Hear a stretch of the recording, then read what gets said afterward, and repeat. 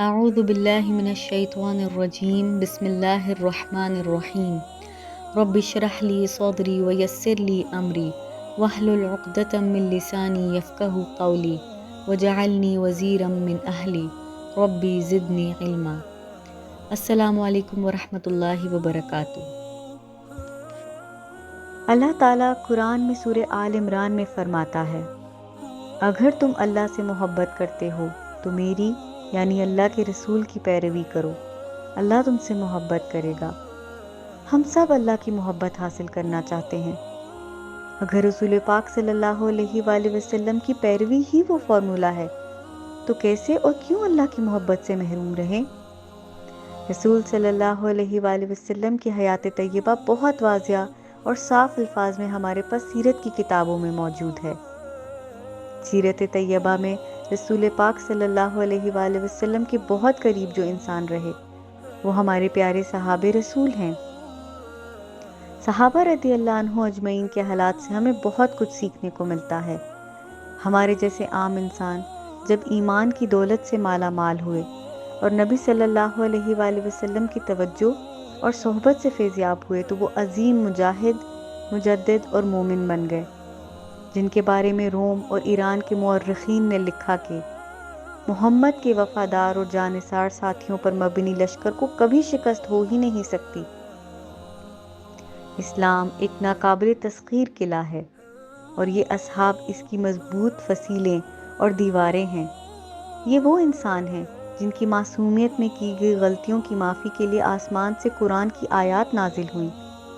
جب انہوں نے اپنے آپ کو توبہ کے لیے گھروں میں قید کیا تو جبریل امین ان کی آزادی اور معافی کی بشارتیں لے کر اترے۔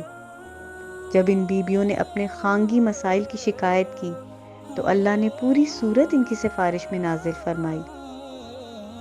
جب ان کو نبی کی محفل میں نبی کی توجہ نہ ملی تو اللہ نے اپنے حبیب کی سرزش فرمائی۔ یہ کوئی معمولی انسان ہرگز نہیں تھے۔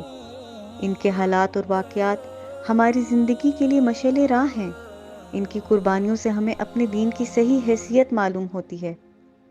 اسی لیے اس رمضان میں ہم نے ایک کتاب کا انتخاب کیا ہے۔ کتاب کا نام ہے حیات صحابہ کے درخشاں پہلو۔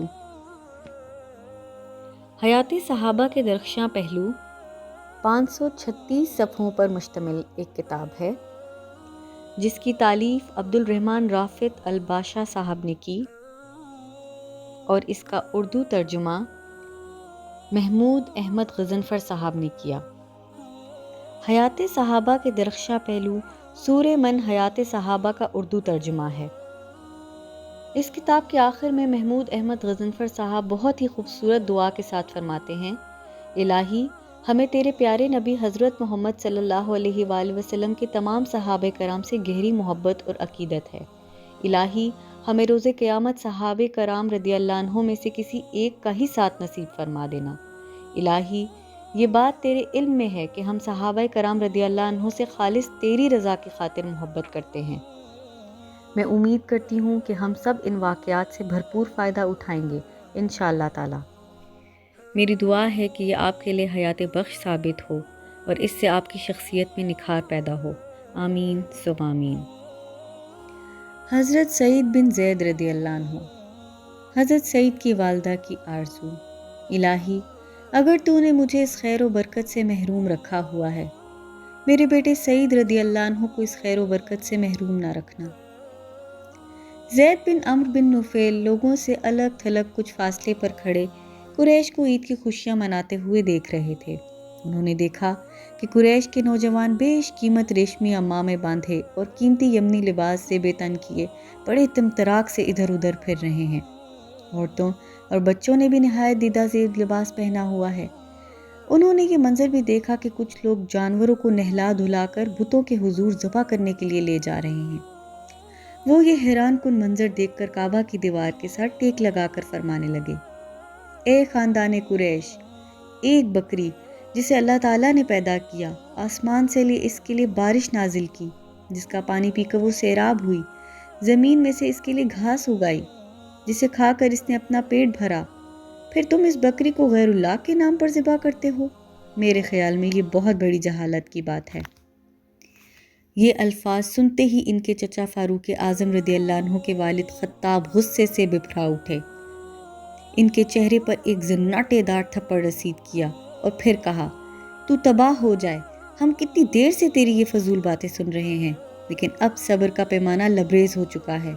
اور ساتھ ہی اپنے قوم کے چند سر پھرو لڑکوں نے حضرت زید رضی اللہ عنہ پر حملہ کر دیا اور اس قدر تکلیف پہنچائی کہ انہیں مکہ معظمہ سے نکل جانے پر مجبور کر دیا۔ انہوں نے ہرا پہاڑی کے دامن میں جا کر پناہ لی۔ خطاب نے چند نوجوانوں کو اس کام کے لیے تیار کیا کہ زید رضی اللہ عنہ دوبارہ مکے میں داخل نہ ہو سکیں، لیکن یہ چوری چھپے کبھی کبھار مکہ معظمہ میں آ جاتے۔ ایک روز قریش سے آنکھ بچا کر حضرت زید رضی اللہ عنہ مکہ معظمہ میں داخل ہوئے اور وہاں ان کی ملاقات ورقہ بن نوفل، عبداللہ بن جہش، عثمان بن حارث اور حضور اکرم صلی اللہ علیہ وآلہ وسلم کی پھوپھی امیمہ بنت عبد المطلب سے ہوئی، اور یہ لوگ آپس میں اس قسم کی باتیں کر رہے تھے کہ موجودہ دور میں قریش گمراہی کے اتھاہ سمندر میں غرق ہو چکے ہیں۔ ان کی گفتگو سن کر زید رضی اللہ عنہ نے کہا، بخدا آپ جانتے ہیں کہ آپ کی قوم گمراہ ہو چکی ہے، دین ابراہیمی رضی اللہ عنہ سے منحرف ہو گئی، کم از کم آپ تو صحیح دین اختیار کرنے والے بن جائیں، اسی میں آپ کی نجات ہے۔ ان میں سے چار شخص یہود و نصارہ کے علماء کی تلاش میں نکل کھڑے ہوئے تاکہ دین ابراہیمی کو صحیح صورت حال میں دیکھ سکیں۔ ورقہ بن نوفل نے عیسائیت قبول کر لی۔ عبداللہ بن جہش اور عثمان بن حارث کسی نتیجے پر نہ پہنچ سکے، لیکن جناب زید بن عمرو بن نفیل کی عجیب داستان ہے۔ ہم یہ دلچسپ کہانی آپ کو انہی کی زبانی سناتے ہیں۔ حضرت زید رضی اللہ عنہ فرماتے ہیں، میں نے یہودیت و نصرانیت کی تحقیق شروع کر دی، لیکن میں ان دونوں مذاہب سے مطمئن نہ ہو سکا۔ پھر میں نے دین ابراہیمی کی تلاش میں دنیا کا کونا کونا چھان مارا، بالآخر اسی جستجو میں ملک شام پہنچا۔ مجھے کسی نے بتایا کہ یہاں ایک راہب رہتا ہے جو بہت بڑا عالم ہے۔ میں اس سے ملا اور اپنی داستان سنائی۔ اس نے مجھ سے کہا، میرے خیال میں آپ دین ابراہیمی کی تلاش میں ہیں۔ میں نے کہا، میں اسی کی تلاش میں ہوں۔ وہ کہنے لگا، آپ ایک ایسی دین کی تلاش میں ہیں جو اپنی اصل صورت میں کہیں بھی نہیں پایا جاتا۔ آپ اپنے شہر مکہ معظمہ تشریف لے جائیں، وہاں اللہ تعالیٰ ایک نبی مابعوث فرمائیں گے جو دین ابراہیمی کی تجدید کرے گا۔ اگر وہ آپ کو مل جائے تو اس کا دامن تھام لینا۔ حضرت زید رضی اللہ عنہ نبی اکرم صلی اللہ علیہ وآلہ وسلم کی تلاش میں اسی وقت مکہ معظمہ واپس لوٹ آئے۔ زید رضی اللہ عنہ بھی راستے ہی میں تھے کہ مکہ معظمہ نہ پہنچ پائے تھے کہ ان کو راستے میں چند بدیوں نے قتل کر دیا۔ اس طرح انہیں یہ موقع ہی نہ مل سکا کہ رسول اقدس کی زیارت کا سرما اپنی آنکھوں میں ڈال سکیں۔ جب آپ زندگی کی آخری سانس لے رہے تھے، اچانک اپنی نگاہ آسمان کی طرف اٹھائی اور یہ دعا کی، الہی اگر تو نے مجھے دیدار نبی صلی اللہ علیہ وآلہ وسلم جیسی نعمت سے محروم رکھا ہے تو میرے بیٹے سعید کو اس خیر و برکت سے محروم نہ رکھنا۔ اللہ تعالیٰ نے حضرت زید رضی اللہ عنہ کی دعا کو شرف قبولیت بخشا۔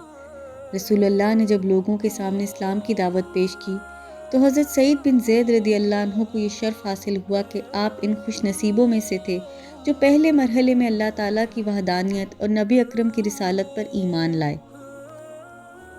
یہ کوئی اچھمبے کی بات نہ تھی، اس لیے کہ حضرت سعید رضی اللہ عنہ نے ایسے گھرانے میں پرورش پائی تھی جو شروع ہی سے قریش کی جہالت اور گمراہی سے متنفر تھا، اور یہ ایک ایسے باپ کی گود میں پروان چڑھے تھے جس نے اپنی پوری زندگی حق کی تلاش میں گزار دی تھی۔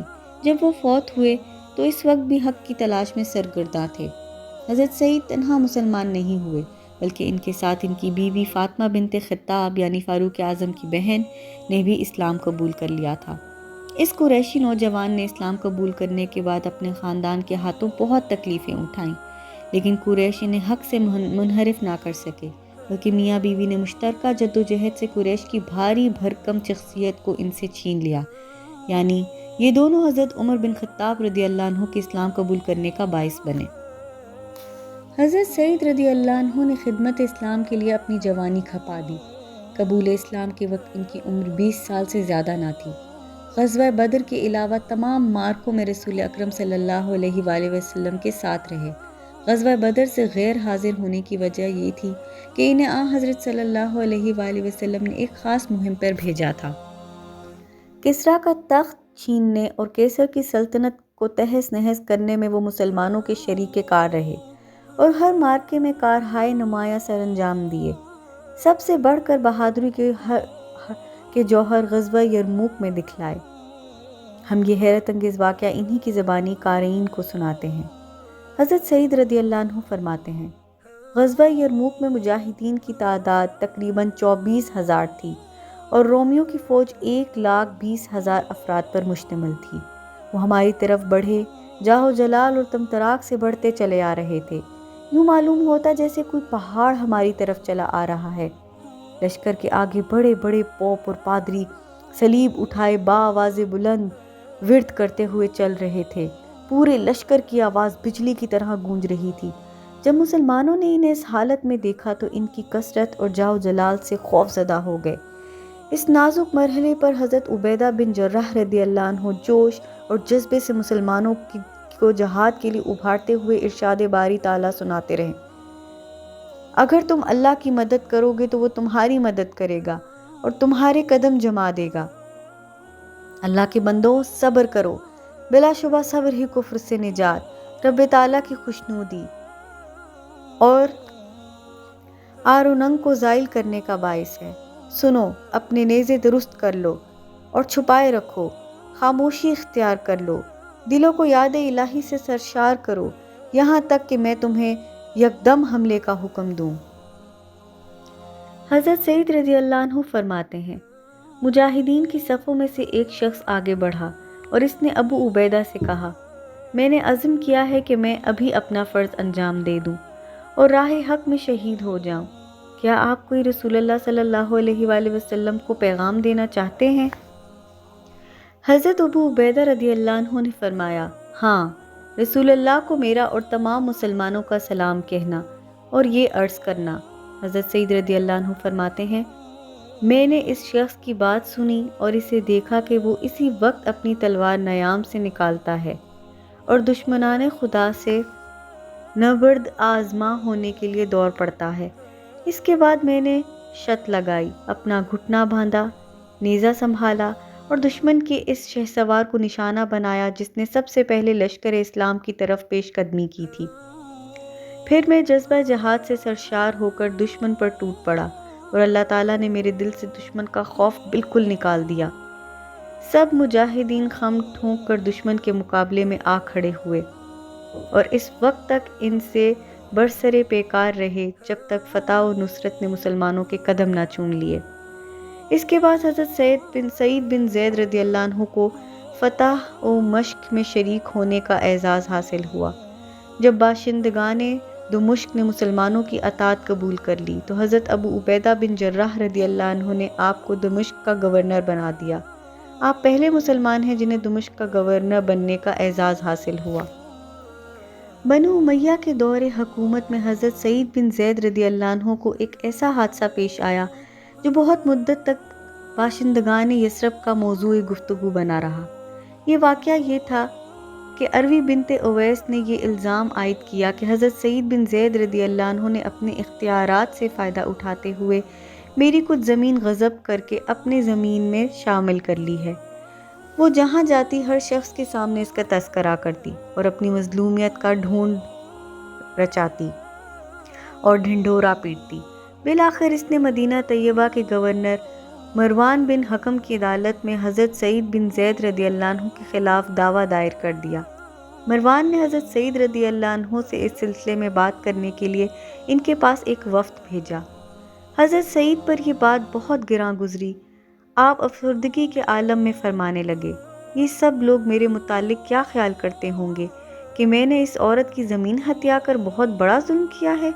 میں بھلا اس گھنونے جرم کا کیسے ارتکاب کر سکتا ہوں جبکہ میں نے رسول اکرم صلی اللہ علیہ وآلہ وسلم کا یہ ارشاد سنا ہے، جس نے کسی کی ایک بالشت زمین بھی ناجائز طور سے اپنے قبضے میں لی، قیامت کے دن 7 زمینوں کا طوق اس کے گلے میں ڈالا جائے گا۔ اس کے بعد دربار الہی میں عرض پردار ہوئے، الہی تو جانتا ہے کہ میں بے گناہ ہوں، میں نے اس عورت پر کوئی ظلم نہیں کیا۔ الہی تو جانتا ہے کہ وہ جھوٹی ہے اور اسے اس کے جھوٹ کی یہ سزا دے کہ اندھا کر کے اس کنویں میں گرا، جس سے لوگوں کے سامنے یہ بات واضح ہو جائے کہ میں میں نے اس عورت پر کوئی ظلم نہیں کیا ہے۔ تھوڑے ہی عرصے بعد وادی عتیق میں زبردست سیلاب آیا۔ ایسا سیلاب پہلے کبھی نہیں آیا تھا۔